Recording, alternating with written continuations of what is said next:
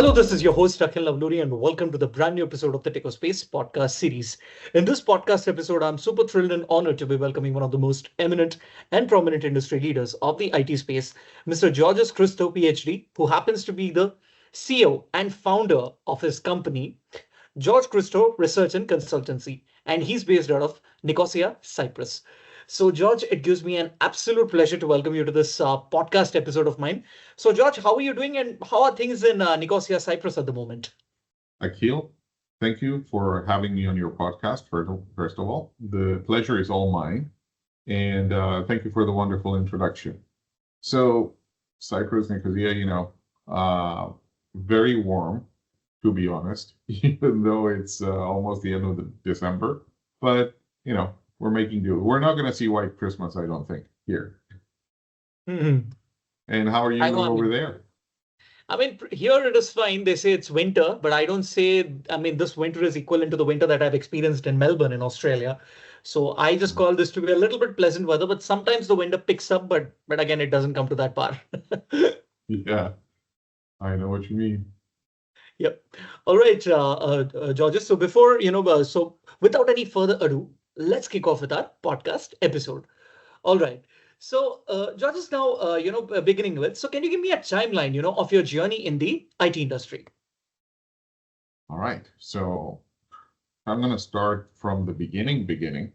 I'm going to start with I started because I got a computer as a Christmas present when I was 10 years old. That was basically the turning point for everything. Okay. I got the computer, and I was a kid. I was playing video games. At some All right. point, I started feeling bored and thinking, what else can I do with this thing?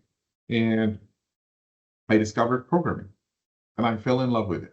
So from that moment on, the goal became to become a computer programmer. I applied at several universities, got accepted at Carnegie Mellon, and there I studied computer science.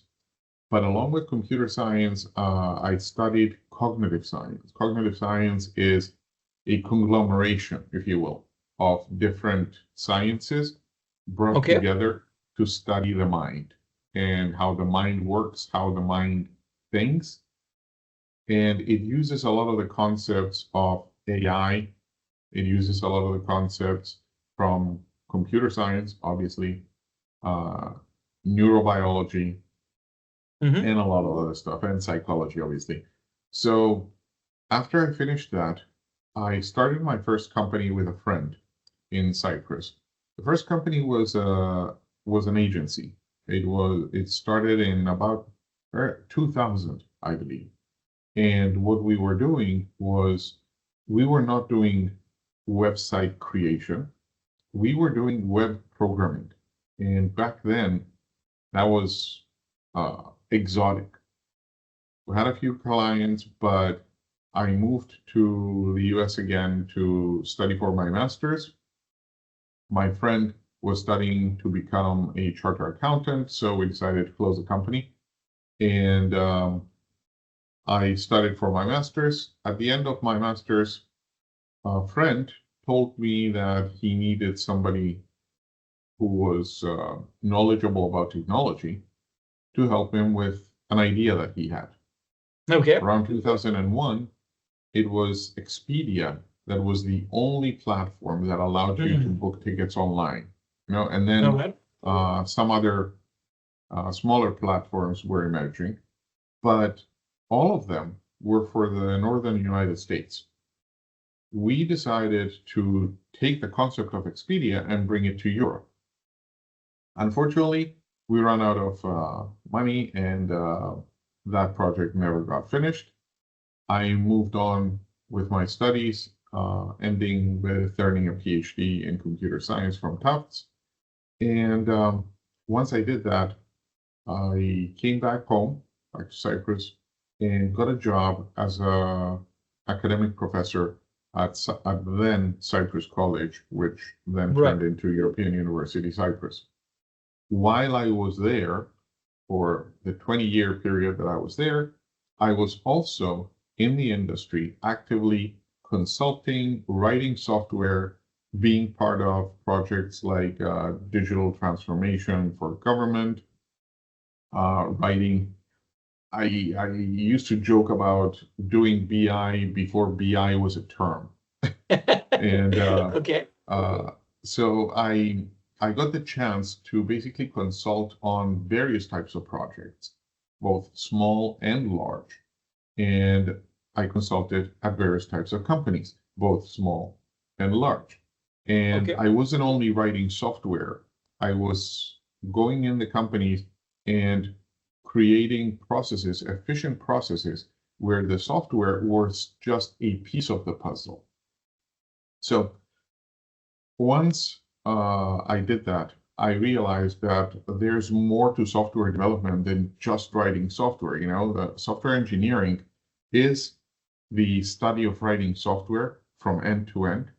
But there's another part, that of taking the software and installing it into a company so that that company can run without having any problems and make it actually more efficient rather than make it slower at the beginning, you know, with the learning curve and everything. So that was pretty much my path. In 2020, I decided to leave European University and moved to the industry along with moving to another university. That university was CIIM, and the company that I moved into was called eCREDO. It was a fintech company. It is a fintech company, I'm sorry. Okay. And it was kind of like a neobank, where I was responsible basically for the whole creation of the platform, or recreation of the platform, let me put it that way. And the mobile device software, the web app, everything that had to do with allowing people to transfer money efficiently from their accounts and allow them to pay and see their balances and everything. I left that company in 2022, and I started working as a consultant slash software developer. So pretty much I've been doing software development all of my life. I've been doing installation of software and processes and systems, not software systems, but actual systems that include a software component in companies. And that's my story. That's an amazing timeline, Georgios. Now, in the starting, you told me that you literally was you got a Christmas gift, and due to the Christmas gift, you got that inclination of writing your own programming. So may I know like what was the that programming that that got you so fascinated by? What was the programming language like? Okay, so now I'm going to show my age. I said I got a gift when I was 10 years old. When I was 10 years old, it was 1985. And in 1985, the hobbyists, when we got computers, we didn't have a lot of things to do. We didn't have a lot of video games to play, particularly those of us that got PCs. And I want to say, one of the lucky ones that got a PC, because I had a lot of friends who got different types of 16-bit computers like Amigas and Atari STs, and I had other friends who had 8-bit computers like Spectrums and Commodores and Amstrads. So I say I was lucky because of the limitations of the platform back then, where we didn't have great sound like Amiga. Oh my God, incredible sound in Amiga. We didn't have great graphics like Amiga and Atari ST. And mostly it was thought of as a business platform. And so I was thinking, hey, you know what? Maybe I can write something like that myself. Why not try and do that? And the first language that introduced me to the world of programming is now a programming language that doesn't exist, called GW Basic. Okay. Mm-hmm. So GW Basic was the precursor of Quick Basic, which eventually became Visual Basic. And now you can see it in different types of development environments like Visual Basic for applications. And, I'm not sure if nowadays there's a Visual Basic in existence anymore. My second language was C. And because I learned C, I understood how the computer software and computer hardware come together. That was an eye-opening experience because C is not a very simple language. It's considered a mid-level language, not a high level, but not low level like assembly. So I was lucky to be introduced to C and later on C++, and it's still, I have to say, one of my favorite languages because of the non-verbosity. First of all, it's very succinct, very simple, but it becomes very complex really quickly. So that is I guess that's my programming language introduction. And then I moved into different types of languages, like I used ColdFusion for a time, which is a platform that was bought by Adobe at a certain point. I don't know if it still exists, but I used fourth generation languages like DBase 3 Plus, which was a database with its own language that allows you to create something slightly visual, like forms, input forms, and stuff like that. And then I started looking into the web, and ColdFusion was, I don't know, a web development platform. From there, I moved into PHP and MySQL as a stack. And after that, pretty much I've done coding in Perl, I've done coding in C#, .NET, I've done coding in TypeScript, and lately, most of the code that I've been writing has been in Golang. And it's my current fascination. I love Golang. That's amazing. I mean, you just planned it out really well, with the programming languages, after this, you just went into in the right sequencing order. I mean, coming to an insight. Yeah, yes, Georgios, I'm sorry to interrupt, but what I wanted to say is that, I believe that as software developers, we shouldn't just apply ourselves to only one tool stack or to only one type of understanding. I truly believe that if we want to understand how to solve problems in efficient ways, we need to understand different types of programming paradigms, even like functional or structured or object-oriented. We need to understand all of these things because different types of paradigms give us different solutions, sometimes more, sometimes less efficient for different kinds of problems. Absolutely. I totally agree on that. And, I'll give you an insight. I did C++ and C programming exactly in the year 2014 to 2015. And after that, I never got the chance of doing that. But I totally, agree with the point that, it appears to be very simple. But as you keep on going, the syntaxes, make it very complex. But that's the fun of it. Exactly. And the nice thing about it is that you can pretty much write anything on it. And yeah. If you write anything on it, anything makes sense on it. Yeah. I mean, writing anything makes sense. So that's pretty much good. And yes, I mean, I think, that's what I feel is that's the basic language, for someone to, get into programming. And then Java, and after that, other languages come in the chronology. That's my take on it. I forgot to mention Java. Yeah, absolutely. Yes, the king of programming languages, I would say now, is Java. I will disagree there. I don't like Java too much, and maybe I'll get some heat from your viewers here, but I find that Java is too verbose. I find that Java and C#, I think the two most common languages out there, are too verbose. And that's why I like Golang. It is verbose, but it's not that verbose.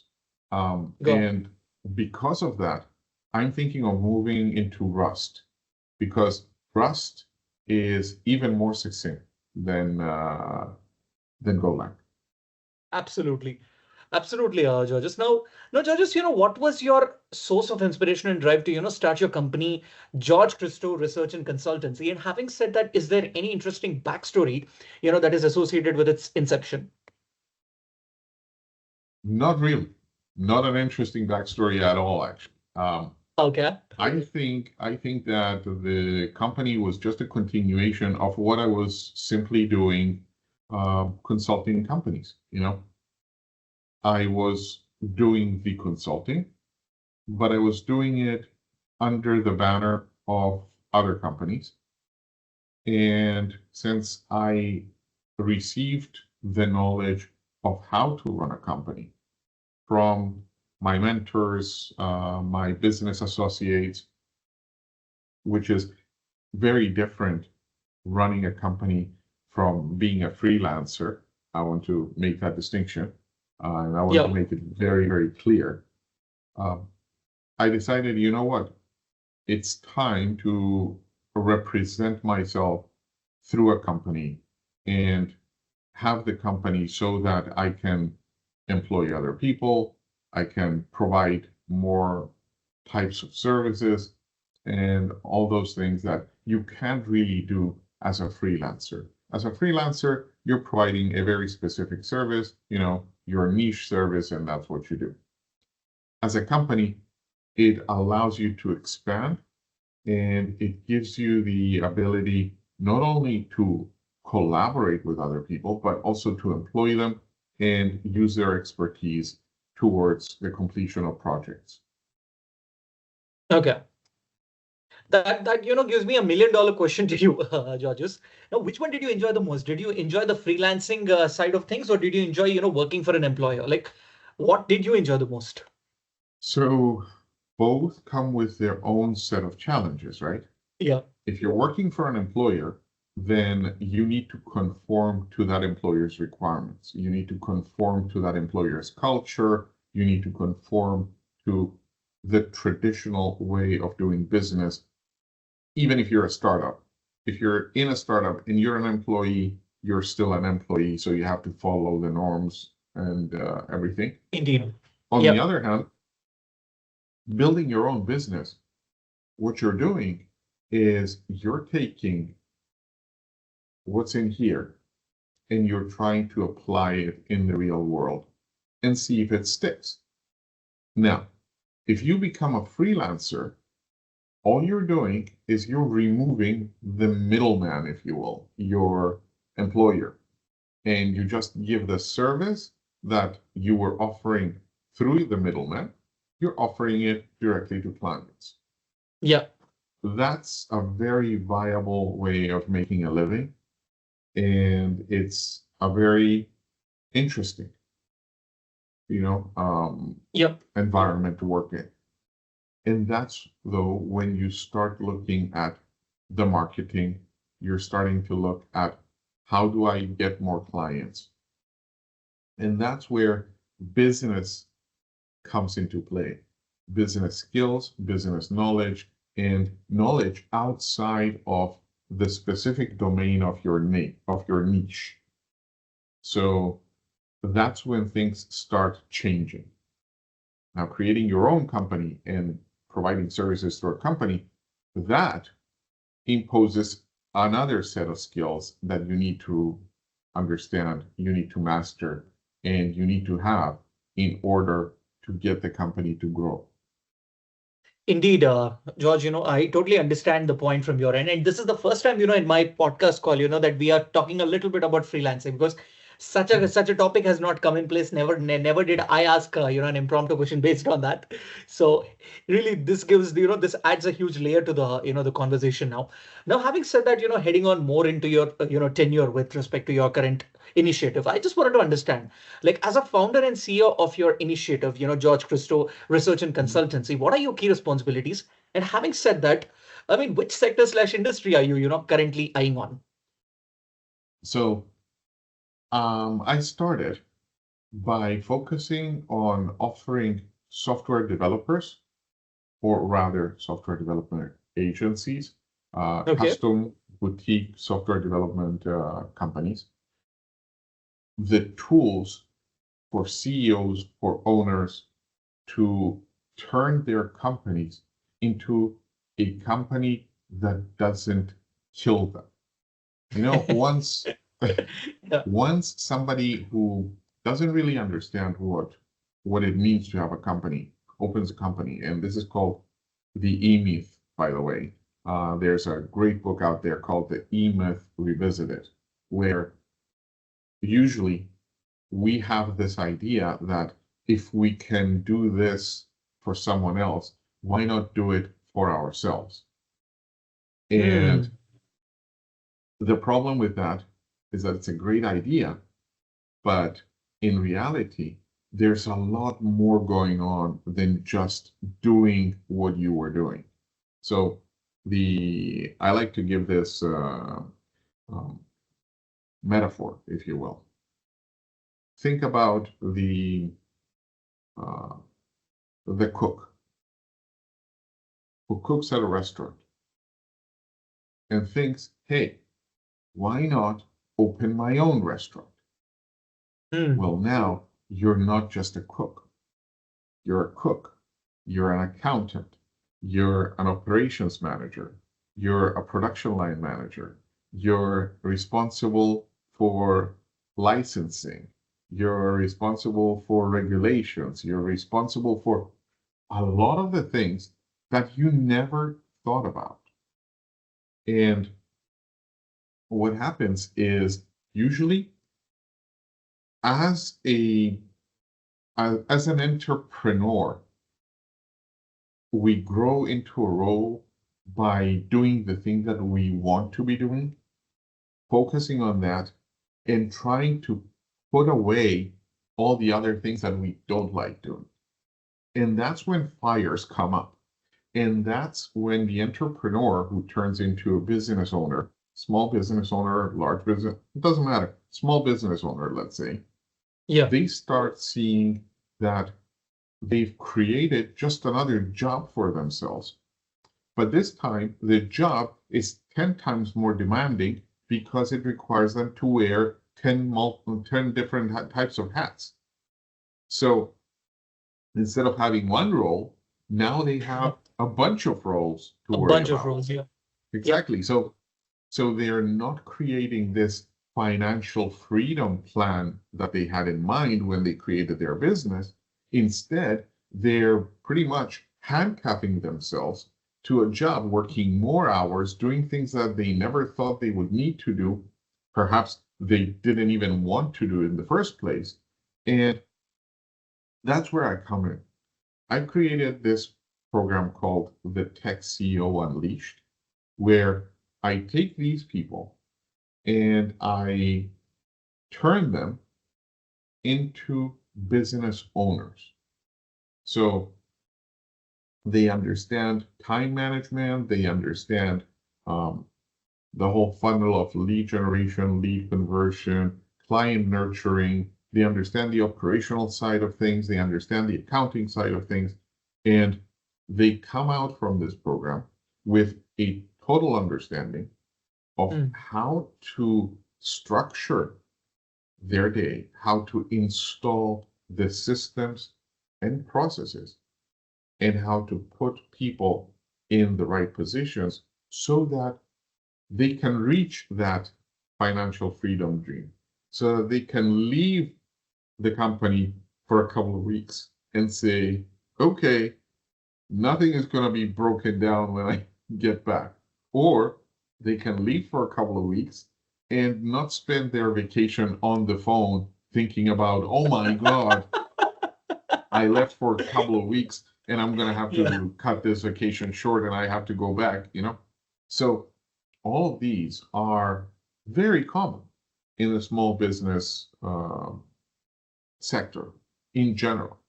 So I started looking at small technology firms, and then I realized, these skills are global skills. They're skills that cut across all the verticals. They're horizontal.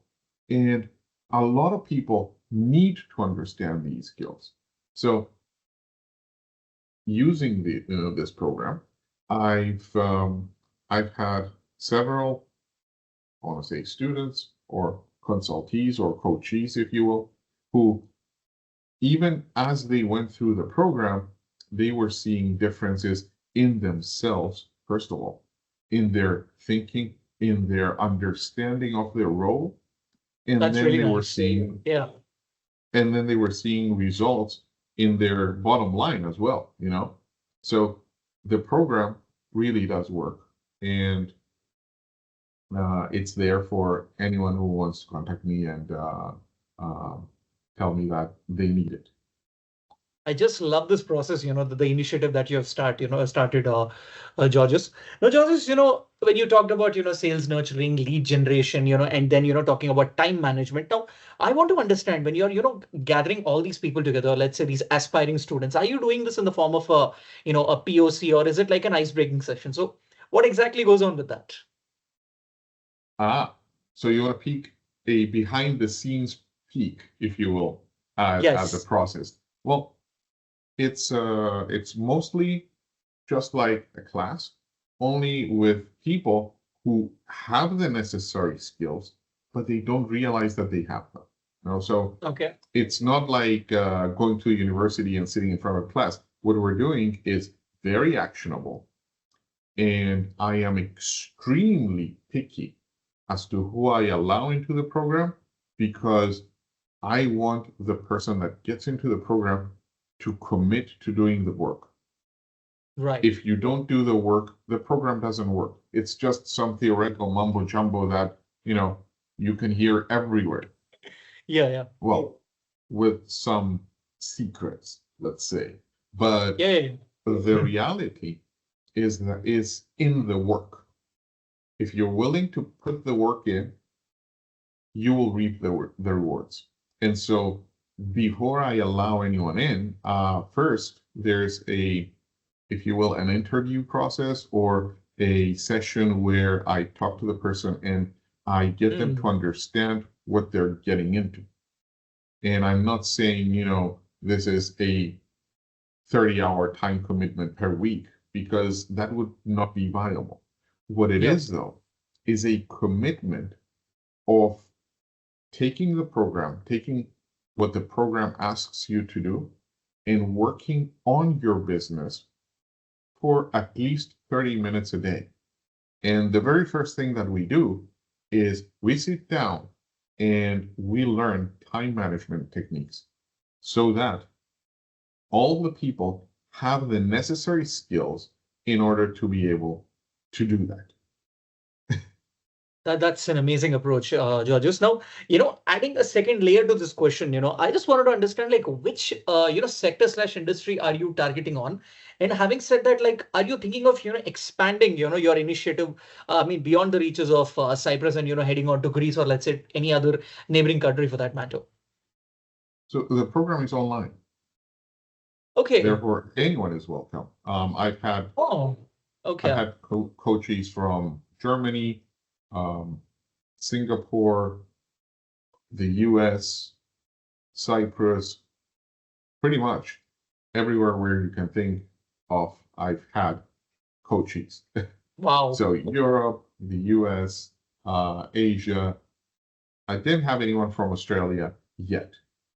But trust me, I'll tell you something, this is coincidental as it sounds, in Australia, there's a huge Greek and Cyprus community, in Sydney, I know. like there's a huge, and I'm like, wow, so many people. So. Yeah. And it's beautiful, because when I was in the United States, the Greeks and the Cypriots there, they're so proud that they're of their heritage. And I think that's true for, people who leave their country and go to another country. That is true. For everyone. So, but yeah, it's one of my goals is, in the next 5 years, I want to travel to Australia, because I hear it's wonderful, first of all. And second, It's the only continent that I haven't been in. Okay, then if you come to Well, Australia, I'll be the person to, that take you around. that in Antarctica, but I don't want to go to the South Pole. I'm fine. All right, then. I think you can, just keep your confinity till there, and for sure. The thing that people, when they go out of their, country, the thing that they miss the most is their food. You know, Mhm. that actually strikes a chord with them, and they're like, we miss our food so much. And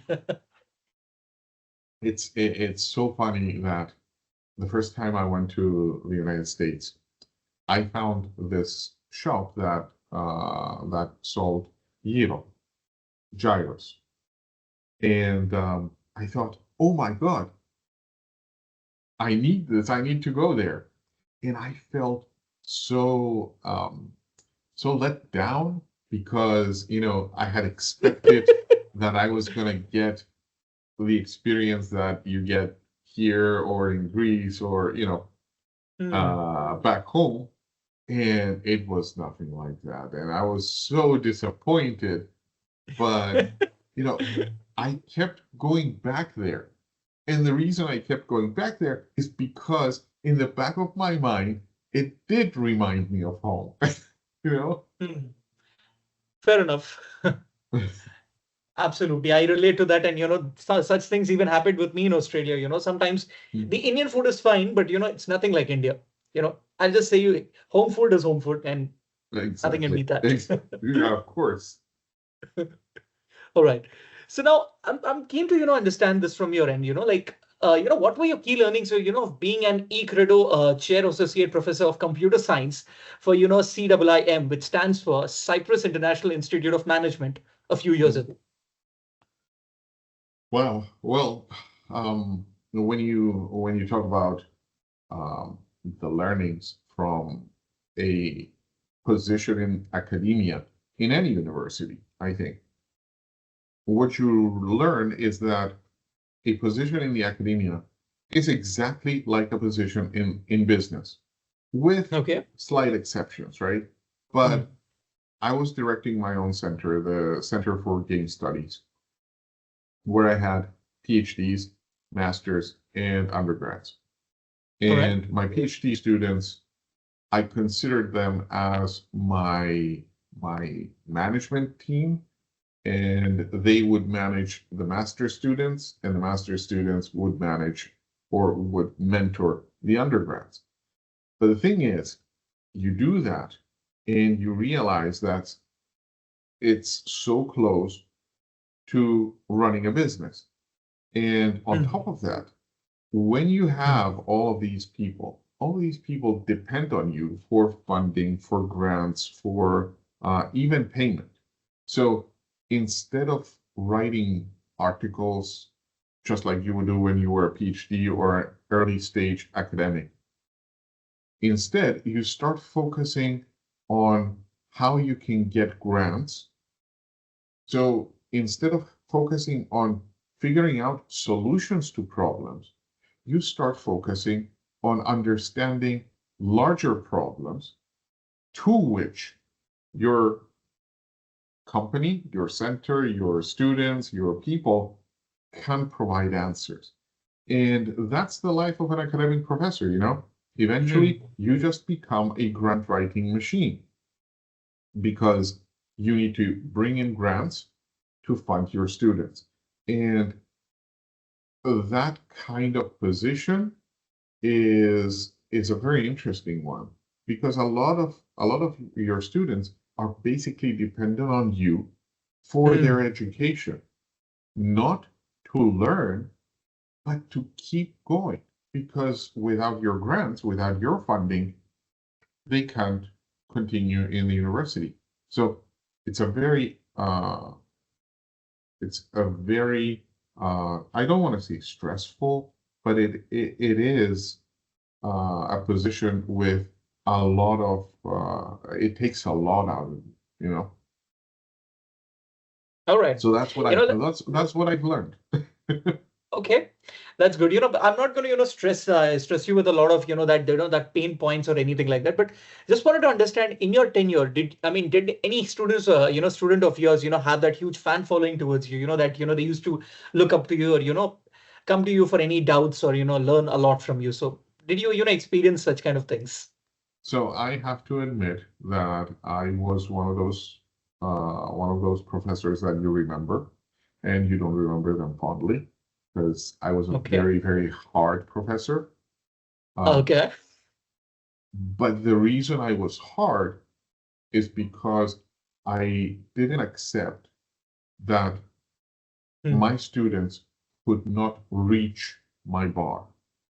So I set the bar here, and it was not an expectation. It was knowledge that all of the people in my class could reach that. Now, sometimes you get a lot of students who really don't believe in themselves because the system has failed them. And I don't believe in that. I believe that we're there to prove to our students that they do have the power to become better, that they do have the power to understand even the most complicated things that we present to them. Yeah. And it's only a matter of leveraging the resources that are given to them. For example, when I started my career, I was sitting alone during office hours. As I moved on, and that reputation of, oh my God, he's a very hard professor, started becoming bigger and The bigger. mainstream thing, yeah. More students started coming to my office hours, and I started seeing where I was lacking. Because, when you get the same questions over and over again from your students, you understand, hey, you know what? Maybe I'm not teaching correctly here. So yeah, it's as much as a process of teaching as much as it is of learning. And any professor worth their salt will tell you that we learn more from our students than they learn from us. okay. I mean, that's a very much insightful point, and I really, feel that, the people who are listening to this podcast, especially, the professors who are listening to this podcast, they'll definitely relate to the point that, you just talked about, for sure. I'm pretty sure, yeah.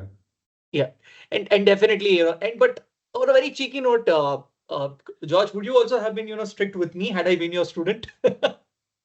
So what I would tell you is, look, if you don't try, you don't pass. It's as simple as Okay. that. You need to do the work. Just like I tell my coachees right now, and that's why I'm very picky.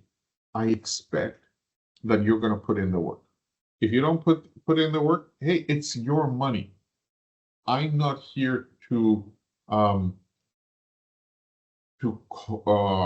cajole you. I'm not here to make you feel good about yourself. I'm here to show you that you can do this in any way possible. However, giving the roadmap, yeah. But here's the thing, right? We can't change anyone. So George cannot change Akil. Akil is the only one who can change Akil. So only if you want to change will you change. Yeah. Now, if you want to change, there are people out there that can show you the way, right? Yeah. But still, you need to do the work.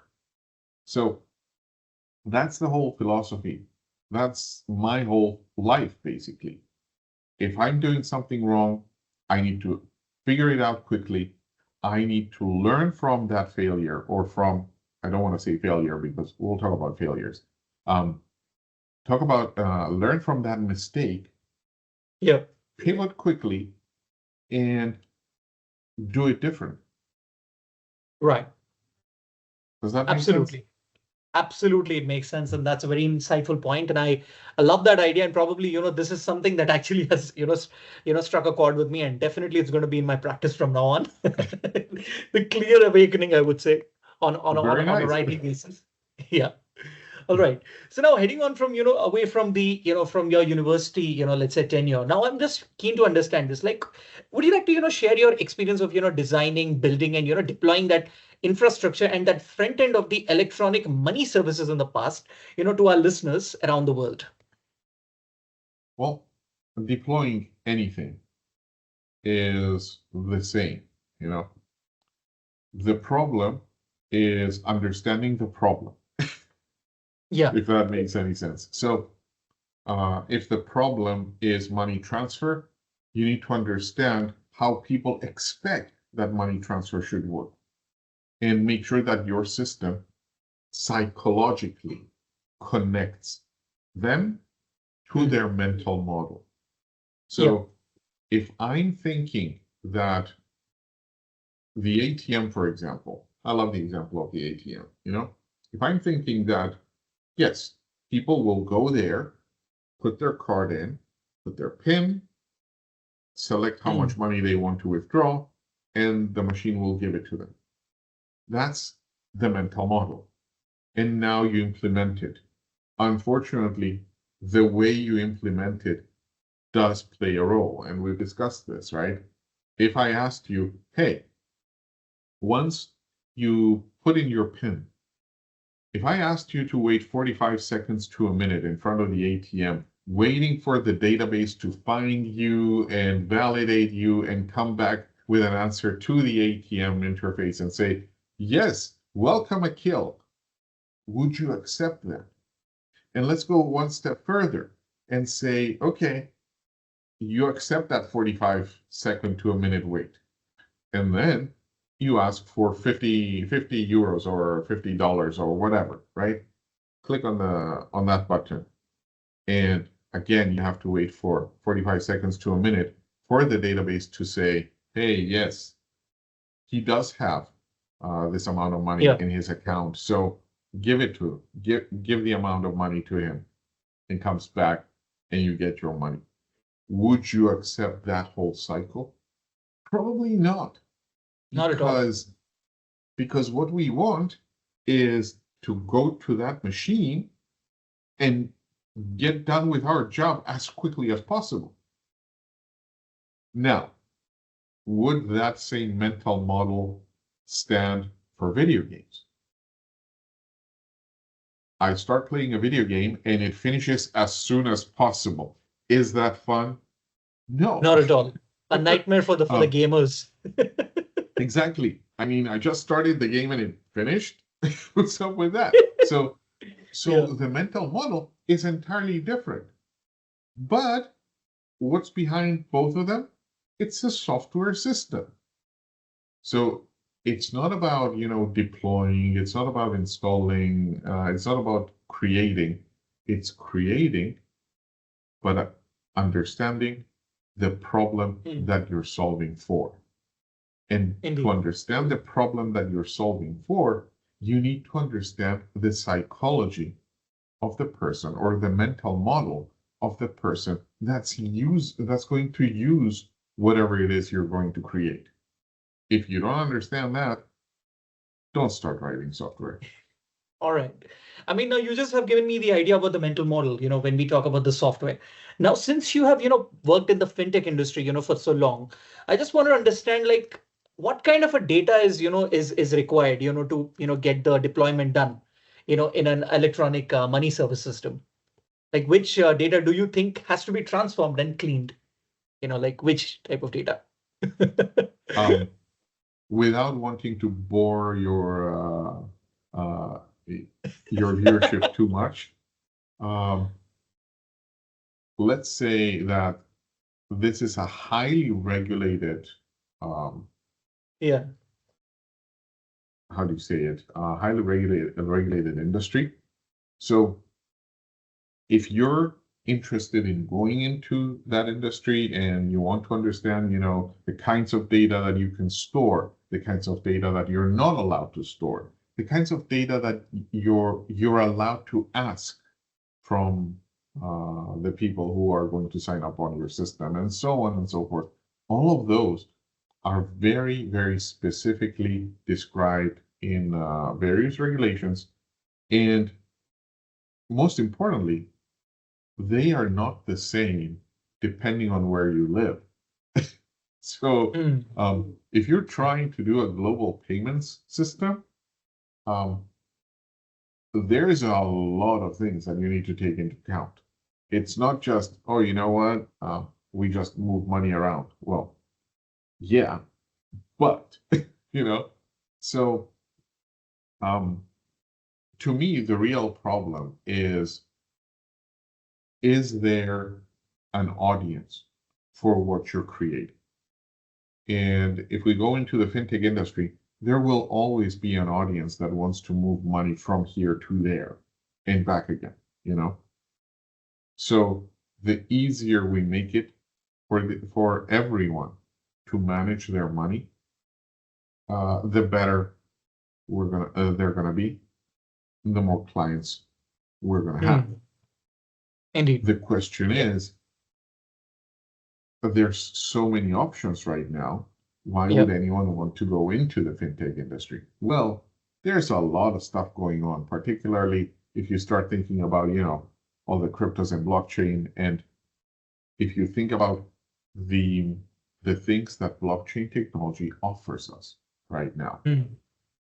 Unfortunately, the banking sector and the traditional business sector, they don't realize the huge opportunities that they're getting because of blockchain and what that entails. But as I said, this is not a podcast about, the various technicalities. So let's not go there. Well, we can have a podcast, but an offline podcast, where it's not like a virtual one, but a real one where I'll ask, multiple questions to you, probably, taking it as our second collaboration, perhaps. Sure. No problem at all. Yeah. All right. That's an interesting insight on it, Georgios. Now, Georgios, can you give me a spotlight, into the plethora of your publications and your collaboration, with your fellow authors? Now, during our previous conversation, you told me 55 publications. Like, Georgios, how did you, balance it all and, get through to all of this? And what went with that? As I said, it's not, at the beginning, it's all about writing a lot. And there's easy ways of writing and there's hard ways of writing. And if you're trying to solve problems, then you always have something to write about. Maybe it's a failed experiment, maybe it's a success. But the point is, in the world of academia, that's our job, if you will. On one hand, it is to teach, and on the other hand, it's also to teach, but we're teaching our peers, other people who may be interested in the same problem as we are, and we're teaching them how to solve the problem in the way that we've solved it. Maybe it's good, maybe it's bad, maybe it's slightly better than someone else's, And that's how science progresses. Because once I write something, my peers are going to review it. And, I heard my students saying that I was a harsh reviewer, like I gave them feedback without holding back. This is not very good. This has nothing to do with the point. If we don't do that, and if we try to always sugarcoat the pill, how are we going to move forward fast? I mean, for children, yes, you want to show them that they're, I don't want to say wrong, but you want to show them that they have mistakes, but you don't want to also break their spirit. But if you're an adult, you know what? Sometimes you just have to suck it up and say, okay, I need to learn this. I'm going to make mistakes. I understand it. Tell me my mistakes and be a very harsh critic so that when I actually need to do this, I'm going to do it correctly. Absolutely, absolutely. Now, you just have given me the idea about, how, your students have, felt that, you reviewed them and you were a little bit harsh. Now, talking of, keeping that, that stressful part aside, or let's say that, that harsh core part aside, I just wanted to understand, like, what were your publications about? Were they about, your first software program that you wrote, in the form of a storytelling kind of thing, or was it about video games? Like, where did that, So head to? I understand.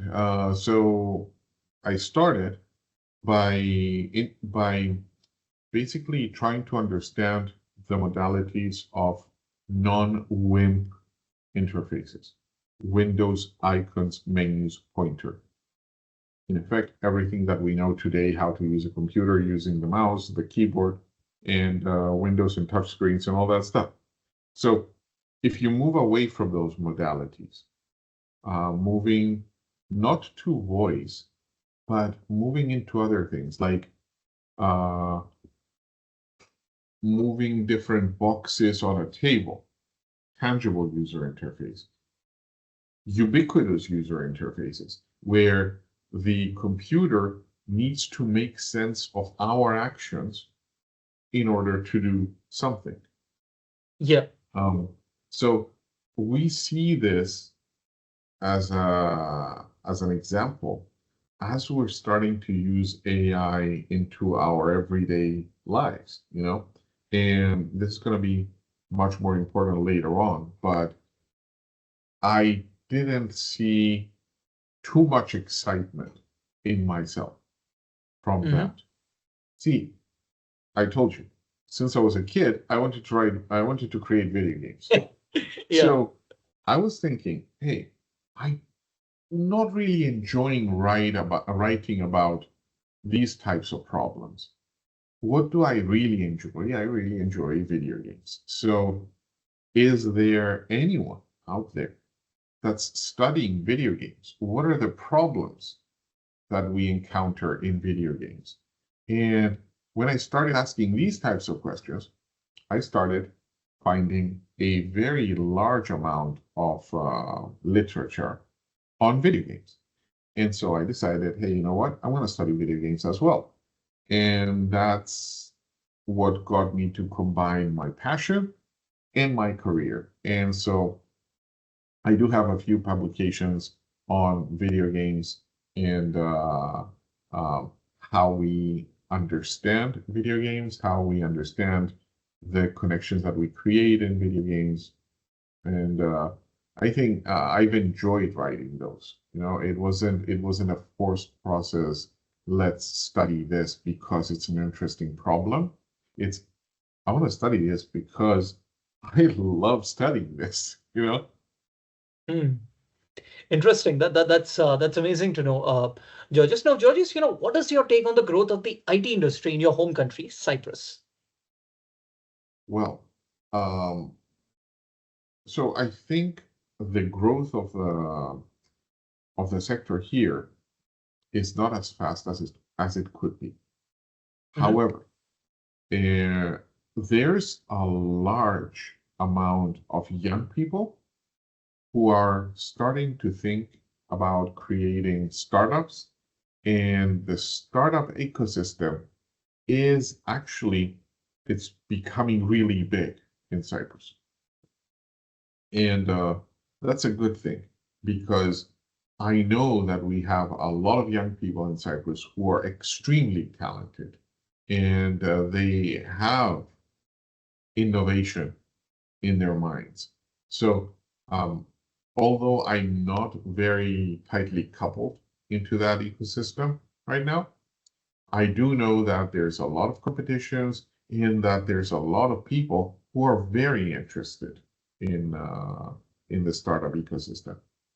And I'm talking about the startup ecosystem, although you asked me about IT, because the IT industry in Cyprus is mostly about writing custom-made software for specific needs of companies.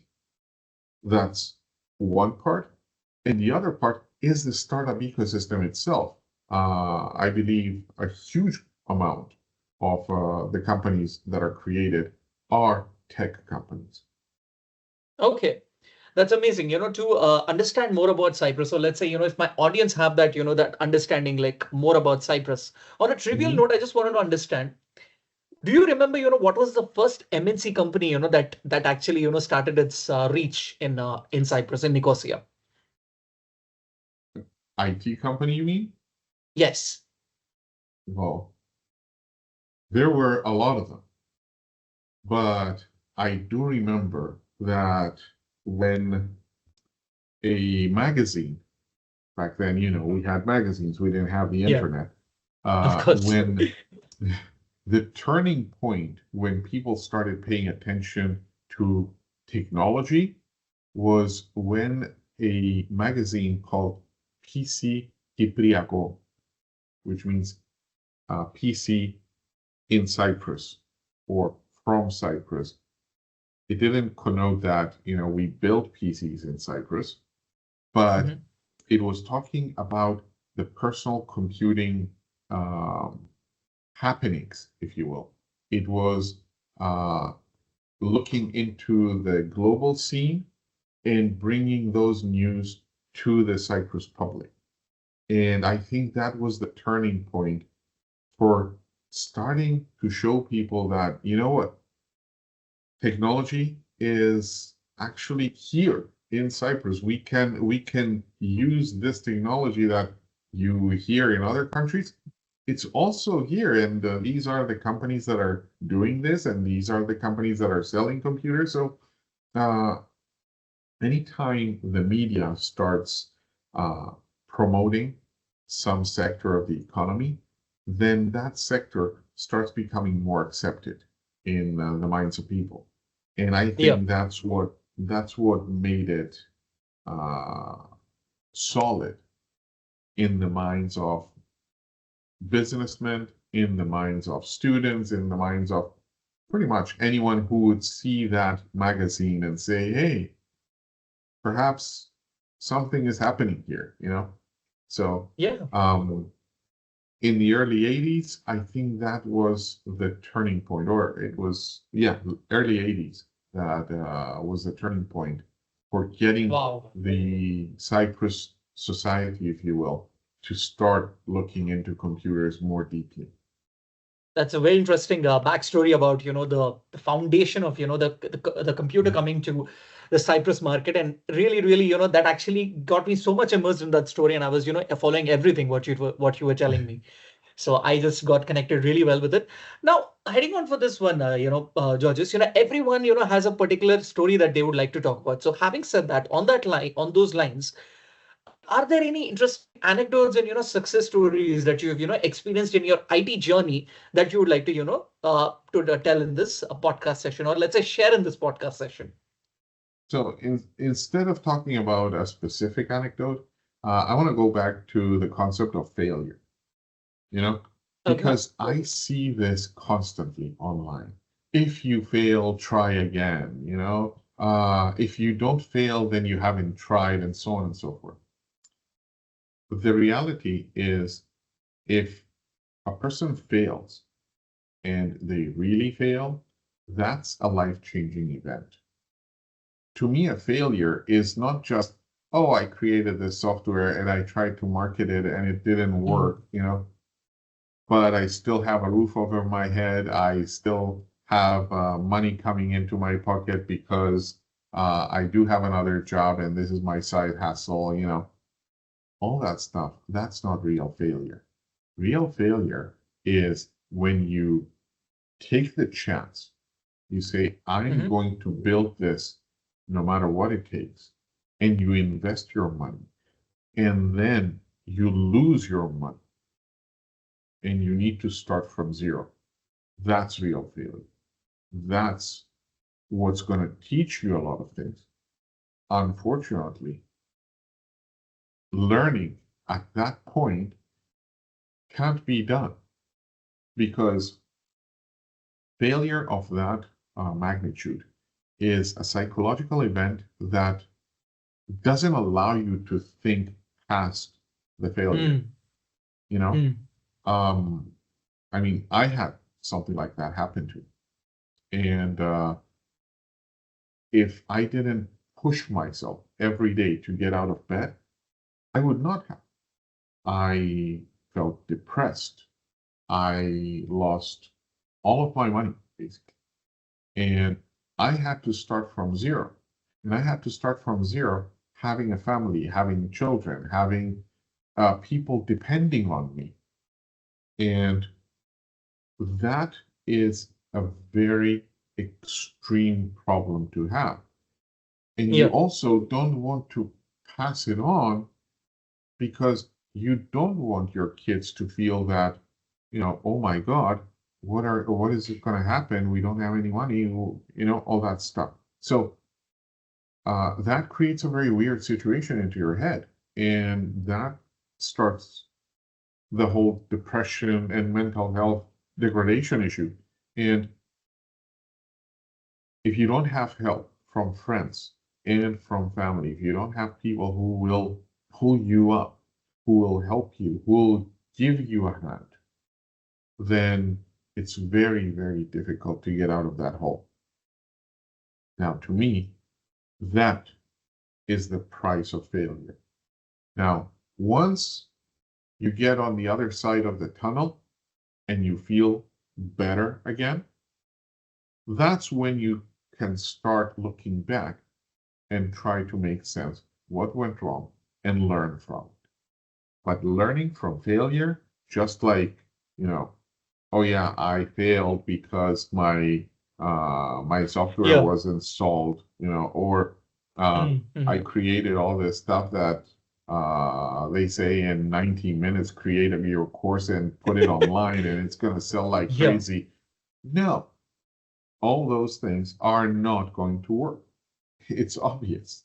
So,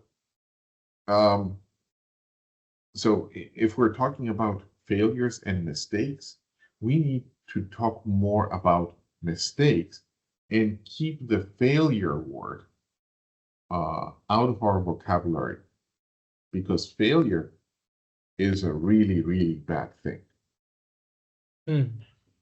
Absolutely. Now, when people suppose, let's say, someone has failed in their business and, they have that complete sinking feeling that, the world has ended.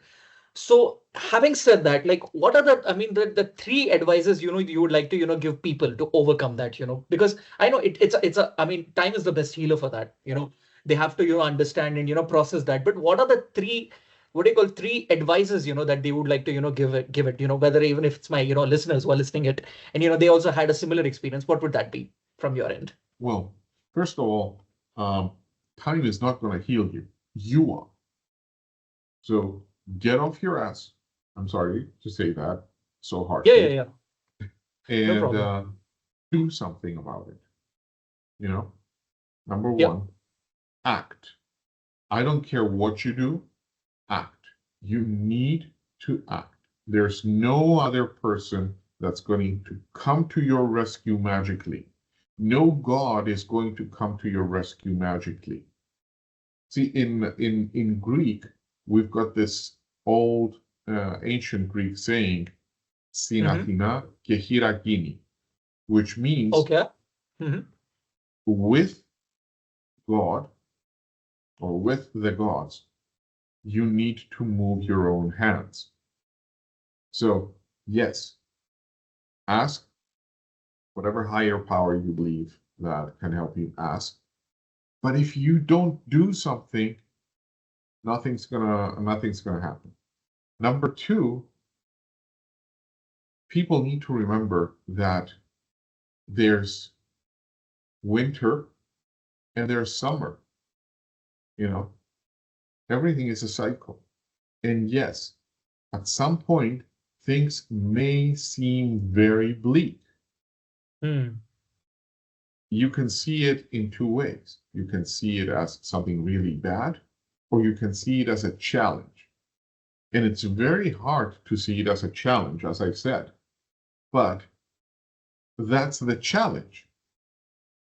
So the first challenge, the pre-challenge, if you will, is to realize that if I don't act, then nothing's going to happen. So instead of looking at it as a big problem, I'm going to look at it as a big challenge. Right. And the third if you don't ask for help, you're not going to get it. Makes And that sense. goes for everything in life. If you don't ask, you're not going to receive. So That is don't true. be ashamed of asking. Yes. I mean, that initiation should come from your end, and you need to look at things and everything, you're the driving force, but then rest will follow. I mean, I totally, Exactly. can connect with the puzzle of that. Exactly. Right. That's a very good piece of advice, Georgios. Now, Georgios, like, what is your take on the impact of, the AI in the IT industry? Because nowadays, the hero of the show is AI. Whichever podcast I have connected, everyone AI, everyone is talking about AI. So I'm not going to, leave this podcast, without asking the AI nuances from your end as well. Of course, of course. Short answer, the age of Skynet is coming, and I'll leave your viewers with the question of what is Skynet. And in all seriousness, though, I believe that because of this haphazard use of AI in everything, we're going to see extremely bad decisions in business. We're going to see extremely bad code put in code bases. We're going to see extremely bad things happen until people realize that, oh, you know what? We did the same thing with social media that we're doing with AI right now. So we need guardrails. And without those guardrails, without specific systems, processes, operations, manuals, everything that I've said that I do, without those things, the introduction of AI into any sector of the economy is bound to leave it wanting. And the reason for that is because AI has been designed to agree with us. It hasn't been designed to challenge us. So Yeah. if I'm going to write some code and I tell AI, here's my problem, it's going to give me code for that problem. Did I understand the problem correctly? Does that code solve the problem that I was thinking, not the one that I was Not necessarily. describing? And so on and so forth. And the same goes for business. I want to create a better strategy, a better strategic plan for the first quarter of 2026. Here's what we've done last year. Tell me what to do this year. How does AI know better than you? Yeah. You know? So Absolutely. so that's my premonition. And that's my not very happy future or short-term future with AI. But we'll get it right. Yeah, people will figure it out, and when the storm strikes, people will understand, what are the next efforts to handle that that disaster management. So that's Exactly. what my take on is it for that. Now, Georgios, like, how would you like to compare the world of AI, or let's say link the world of AI with that of blockchain and cryptocurrency? What do you think is going to have happen with the impact of that? So I have no idea, but it's going to be extremely interesting. That's all I'm going to say. I really don't know. But it's going to be interesting because you've got a very secure, very robust, and something that provides visibility throughout. And then you've got a black box, AI. But using AI's powers on blockchain, well, you could have real-time reporting, real-time view of transactions, real-time, bells ringing for problematic situations and all that stuff, which is extremely important nowadays. So Yep. I don't know what's going to happen, but I think the marriage of blockchain and AI is something that we're going to see very, very soon, and it's going to be very, very exciting. Yep. Looking forward for that. I can count the future is not going to be bad, but we have to be careful. That's also my take on it. Yep. Yep. All right. All right, Georgios, before we wrap up our, our podcast session, or let's say come to a halt with our podcast session, let's take a lighter route, in the form of a rapid fire round. All this while I was just bombarding, you with the questions of, let's say, what was the first MNC in Cyprus, then, talking about your journey, and then, your experience, being part of the CIIM, for the Cyprus Institute, Cyprus International Institute of Management University. Now, in this part, what I'm going to do is I'm not going to ask anything technical, nothing about your journey, but about your likes and interests. Yes. All right, Let's then. go. I got the answer from you that, you're ready with the first question of the rapid fire round. All right, then I'm going to start it. Go. All right. All right, Georgios. So, Georgios, what is your favorite football team? Since, you're based out of Cyprus and, Cyprus has a huge football culture. So what is that? None. I don't like football. Or for your US viewership, I don't like soccer. I do like American football. American So my football, favorite okay. team, yeah. So my favorite team is the New England Patriots. Oh, okay. Mhm. I'm not a huge follower of NFL, but I like watching it. I used to like Tom Brady, but I'm a Baltimore Ravens fan. No, I'm sorry. Tom Brady has always been a Patriot, my friend. He will No, no, always no. be a I'm Patriot. saying I know. No, yes. no, no. I know what you said. And hey, the Patriots are coming back, baby. All right, we'll see. I mean, I like both the teams, but Ravens are somewhere, up close for me always. Gotcha. All right.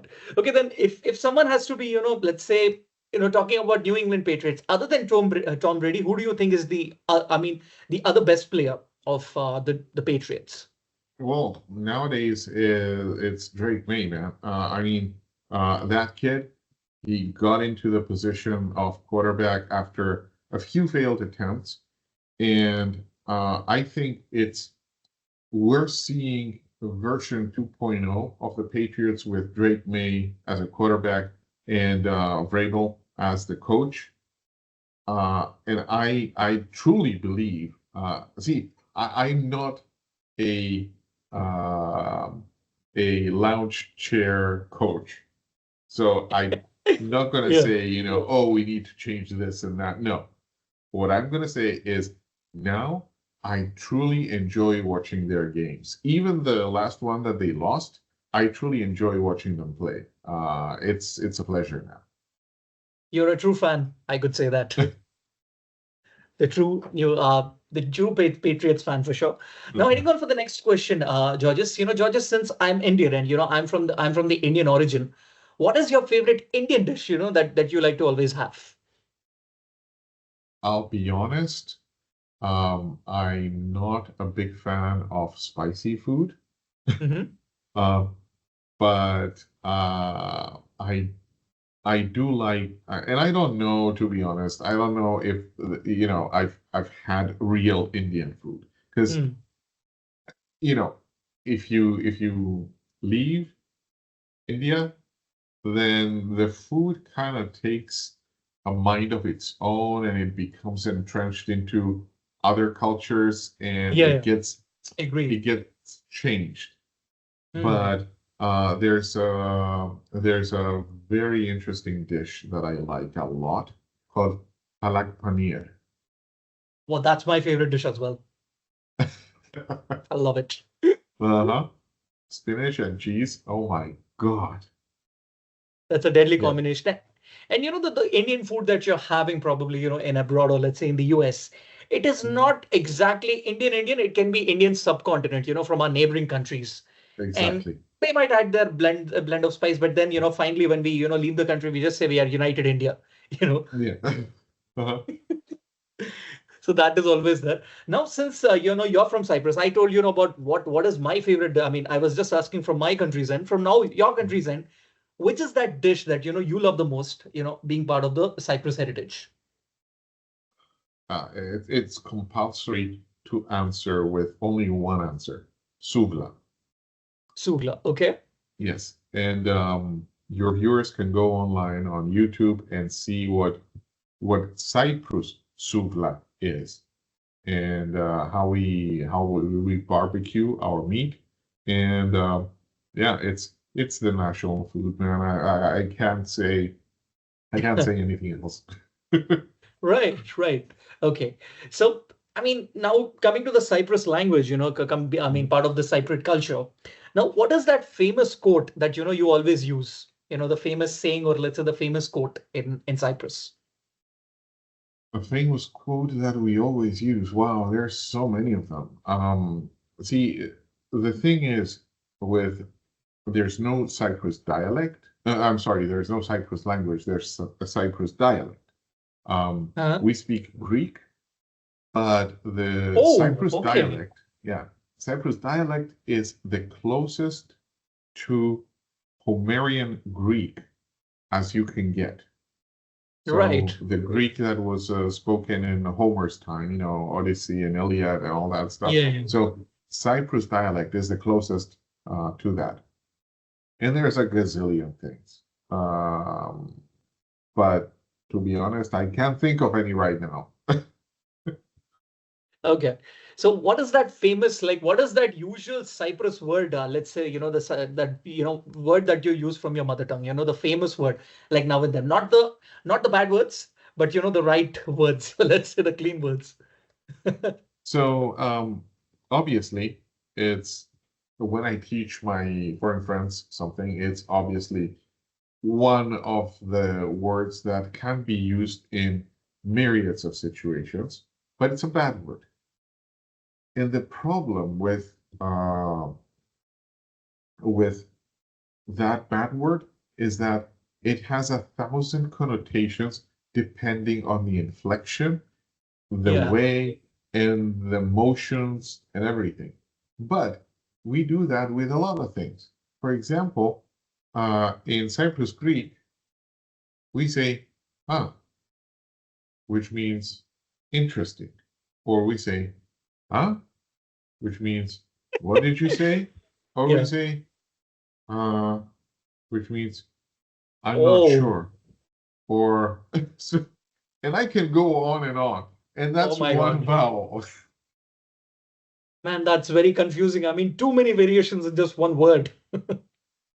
and that's the I guess the difficulty with learning Greek and using it colloquially is the inflection that is used, and the way that things are expressed. Okay. And what is that word that you would like to teach me in your language? Okay, I'm going to teach you a very important word. It's called Kalimera. Kalimera. Kalimera. Kalimera. There you go. Beautiful. And it means good morning. Oh, yeah. I've heard this word somewhere. I've heard there's one famous, Greek song, that talks about the morning thing. And that is there in my playlist unknowingly. That's the only Greek song that I have in my Spotify playlist. Nice. And I could resonate. I was like, oh, well, I think I've heard this word somewhere. And I was like, yeah, that's what it is.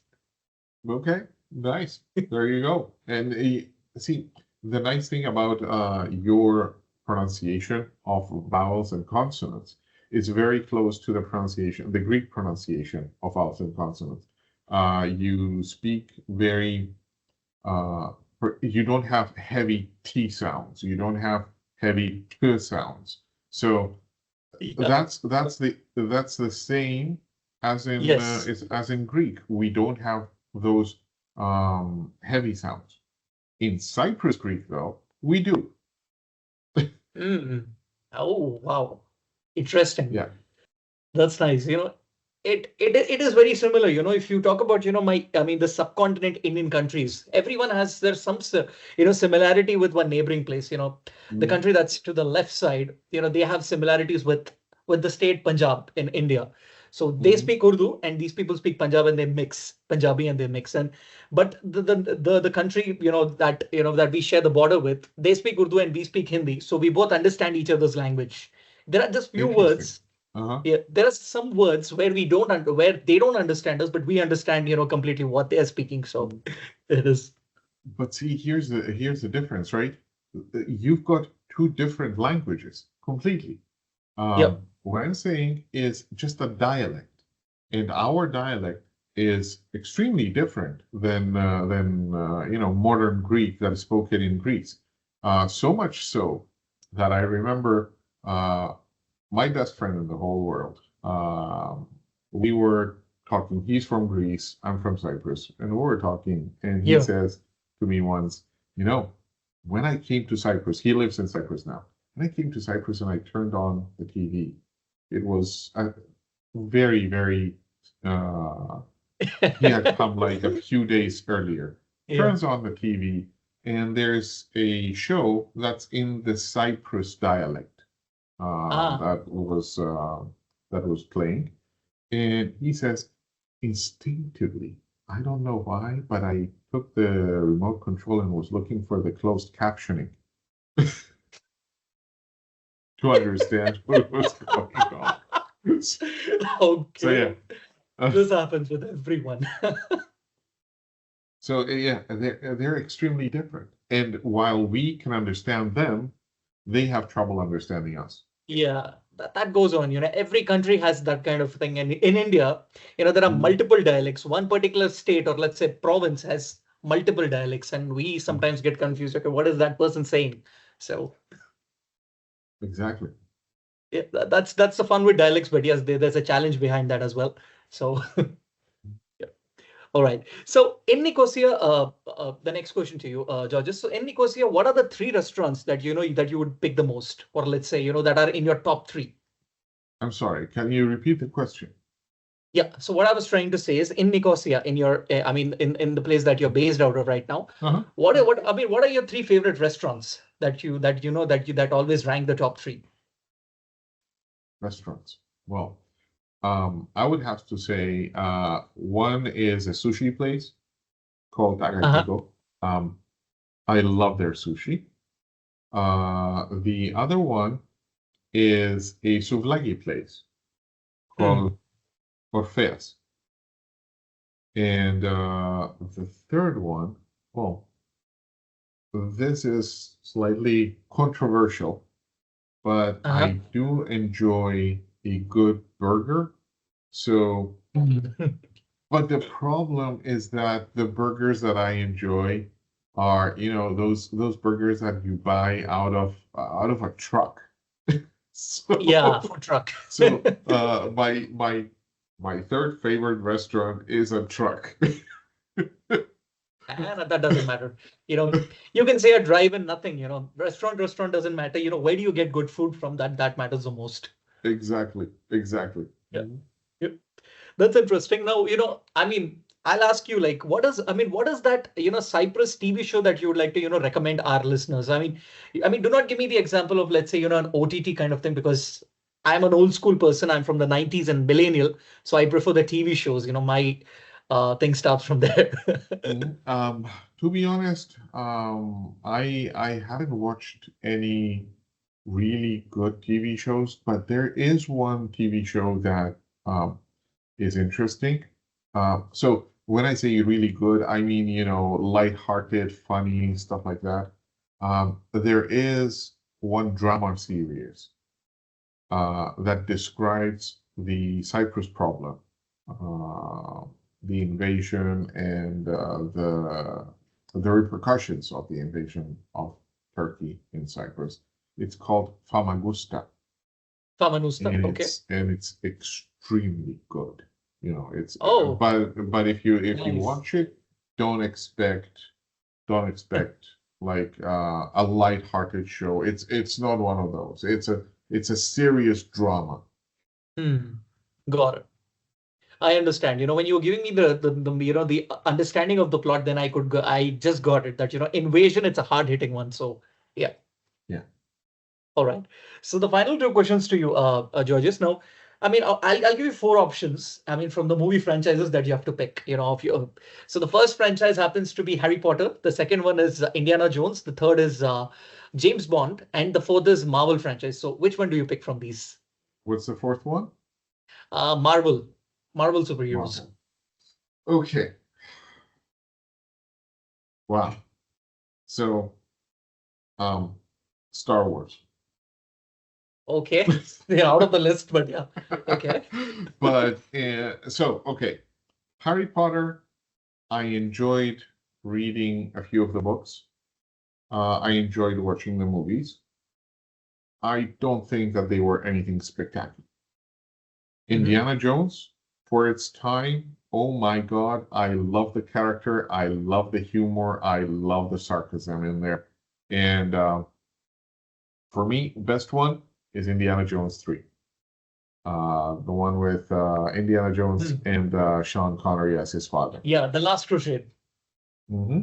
From Marvel, I am a Marvel nut. However, I grew up reading comics from the Silver Age of Marvel, 1970s and 1980s. And my favorite character is Spider-Man. And they have not managed to do it justice yet. I'm not even going to talk about... So the first Sony Spider-Man that came out, the first one, I thought it was close, but not entirely. It followed the story, and I liked it. Changed a little bit, but I did like that. The Amazing Spider-Man, didn't really like it so much. And now with Tom Holland, yeah, it's fine. It's the newer version of Spider-Man, which I didn't grow up with, and I don't particularly. While I enjoy seeing the funny side of the character, to me that's not Spider-Man. So, from Marvel, I enjoy each and every one of their movies. I don't like their series because I don't know. I feel that they haven't nailed it yet, except Daredevil. Daredevil is one of my favorite series from Marvel. And what was the other franchise? You said one more. James Bond. James Bond. Dude, I grew up with James Bond. I mean, James Bond is the quintessential manly man, right? Yes. So if you're asking me to choose out of the four, let's drop Harry Potter out of the three. It's all three. I can't say anything, about them. But because, as I said, I love the Marvel movies, particularly Avengers. I think they nailed it. Even though they've changed the Marvel universe from my understanding of it, the 70s and 80s Marvel universe, still extremely entertaining and love it. And I'm very excited to watch the new Avengers movie that's coming out. I think it's in 26 or 27. I'm not sure, but Doomsday. Yeah, very excited to see that. I'm excited because Tony Stark. I mean, Robert Downey Jr. is playing the antagonist, and I'm like, and that was, oh my God, they throw him out of the franchise, of Iron Man franchise, and then they bring him back in as a bad guy. And I think he's the only one who can pull that off. Yes, that is there for sure. And because of him, the popularity, just went to a new level. And that is like, that's a true thing. So final two questions to you. Since in the start, you were just telling me, you enjoyed playing video games. So out of all the video games that you have played, which one is your favorite? Skyrim. Okay. Elder Scrolls Skyrim. To me, that's, I don't know. I've played it 4 times, 4 playthroughs. Always try to change the way that I develop my character. Always end up with the same development. Always enjoy the development. So that's my favorite. Now, my second favorite is pretty much, I'm not going to say all of the titles from BioWare, but I do like BioWare titles, particularly Star Wars and Dragon Age. Okay. That's an interesting choice. Now, the final question to you, I mean, of the rapid fire round. So if people visit Nicosia or let's say Cyprus, what are the places that you would like to, recommend them to have a look at? Okay.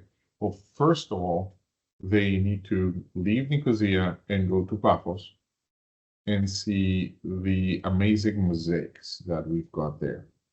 Okay. And then, if they're looking for a good time, they need to go to Ayanaba. And that's where all the clubs, the really cool clubs are for in the summer. So if you're looking for an Ibiza summer, that's where you go. Ayanaba, much better. And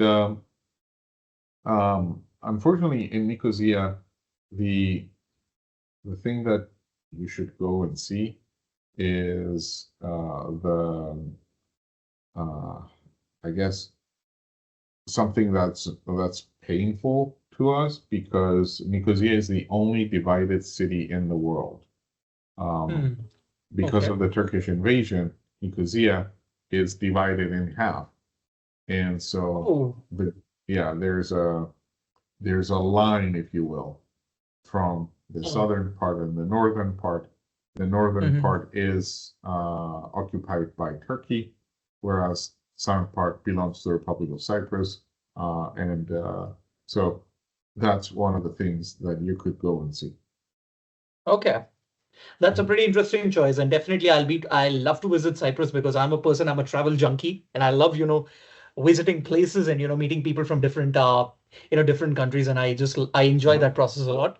So yes, Georgios, so thank you. So Georgios, thank you so much for, once again for, taking time from your busy schedule and, being part of this podcast initiative. I just enjoyed the conversation thoroughly today, especially, I mean, your insights, being a professor, at CIIM, and, your take on technology, on AI, and then, your key learnings, being part of the eCREDO, initiative. And the thing, that actually struck a chord with me was about your initiative, the way you're, connecting people and, trying to find the best in them. So that was something, that actually lured me into the conversation. So I have no words to say, and I'm really thoroughly impressed by it. I had great fun being on your podcast. Thank you so much for having me. It was a pleasure. It was a pleasure getting to know you, talking with you, discussing with you, and thank you. Thank you. Thank you, Georgios. So, listeners, on this note, this is your host, Akhil Navluri, signing off. We will be back with another podcast episode with another eminent industry leader very soon. Till then, take care, goodbye, stay tuned, and au revoir. Thank you.